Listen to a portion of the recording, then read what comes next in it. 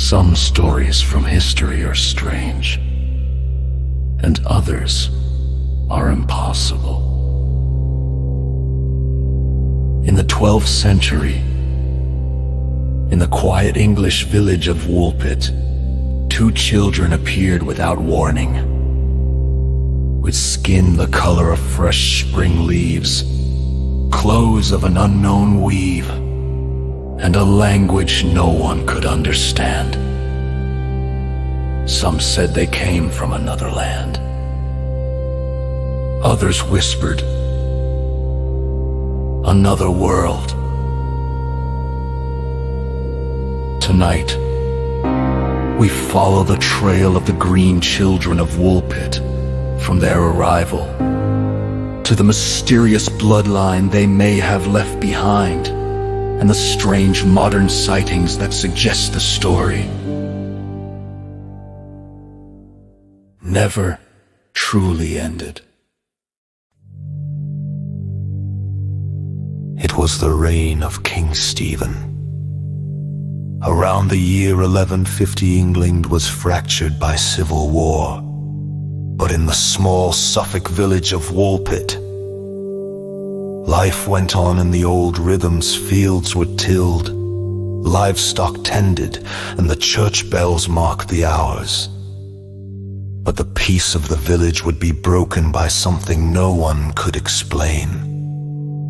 Near the edge of Woolpit lay deep pits, dug long ago to trap wolves. One summer's day, villagers passing by heard faint cries. Peering down, they found not a trapped animal, but two children, a boy and a girl. Their skin was green. Their hair was dark and coarse. Their clothes were made of a material the villagers had never seen, and the colors were rich and vivid, nothing like English dyes. When spoken to, the children replied in a strange, musical tongue. Not a single word could be understood. They were taken into the care of a local landowner, Sir Richard de Calne. Food was offered, bread, meat, apples, but the children refused everything. Days passed, and the villagers feared they might starve. Then, a basket of raw broad beans was brought in from the fields. The children's faces lit with recognition. They tore open the pods, eating the beans greedily, raw and uncooked. Only then did they begin to eat, and slowly their strength returned. Not long after their arrival, the boy fell gravely ill. Some said it was the shock of leaving his home. Others whispered the air of our world was poison to him. Within weeks, he was gone. The girl, however, grew stronger. She began to learn English, and as the months passed, her green hue faded, though some swore a faint tint always remained in certain light. When she finally spoke our tongue well enough, she told a tale unlike anything the villagers had heard. She said they came from a place called St. Martin's Land. It was always twilight there. The light was soft, the air cool, and the sun never rose fully. Everything had a greenish cast. The trees, the sky, the people. They lived underground, she said, though near the surface, and a great, luminous river divided their land from another, brighter country. One day, she and her brother were herding their father's cattle when they heard a loud, strange sound. Like bells, but deeper drawn to it, they followed a path of light, and suddenly, they were no longer in their land. When they turned back, the entrance was gone. They were lost in Woolpit. To the villagers, it was a wonder. Some believed they were spirits. Others thought they had wandered from a hidden community deep in the earth. And so the story of the Green Children was passed down, half history, half legend. But for the girl, the story was far from over. The records of medieval England are full of gaps, but a few chroniclers kept track of the Green Girl's fate. She stayed in the household of Sir Richard de Cown. Eventually serving in a noble home, her manners and speech became indistinguishable from any other English woman, save for one thing. Whispers followed her.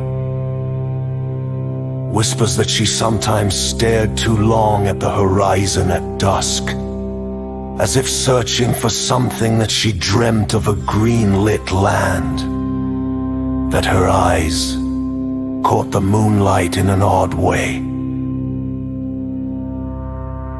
One account suggests she married a man from King's Lynn, Norfolk. There are no surviving records of her name, but some believe her descendants still live in England today.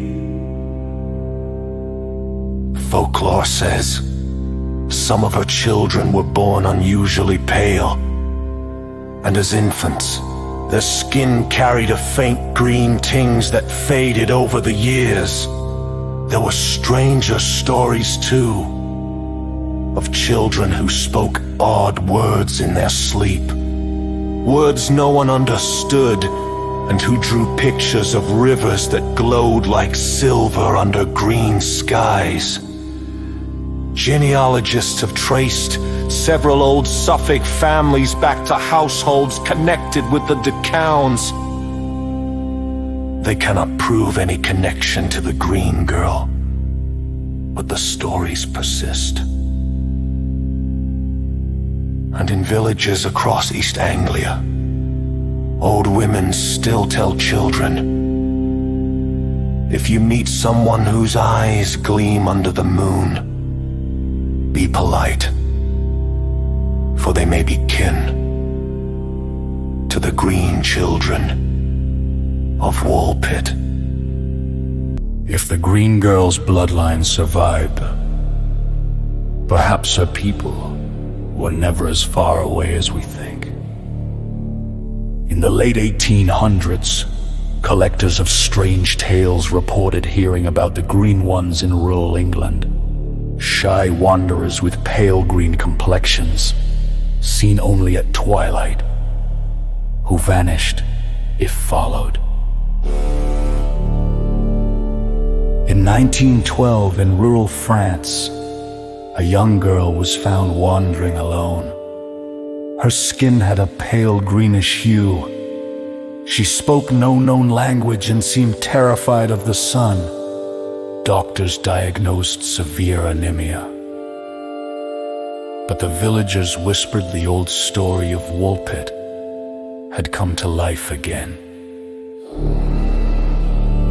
A Scottish fisherman in Adentusig swore he saw two pale green children standing on a foggy shore, watching him silently. When he turned his boat toward them, they were gone. Today, stories surface online, on paranormal forums and obscure corners of the internet, of people encountering green-skinned strangers. They are often described as soft-spoken, with unusually bright eyes and a tendency to avoid crowds. Some say they ask strange questions, as if learning about our world for the first time. UFO researchers point to these cases as evidence the Woolpit children were not from underground, but from another dimension entirely. Historians argue the original children may have suffered from chlorosis, a condition caused by malnutrition, explaining their skin tone and weakness. Others say the rest is exaggeration and myth. But if that were true, how do we explain the sightings that continue, century after century?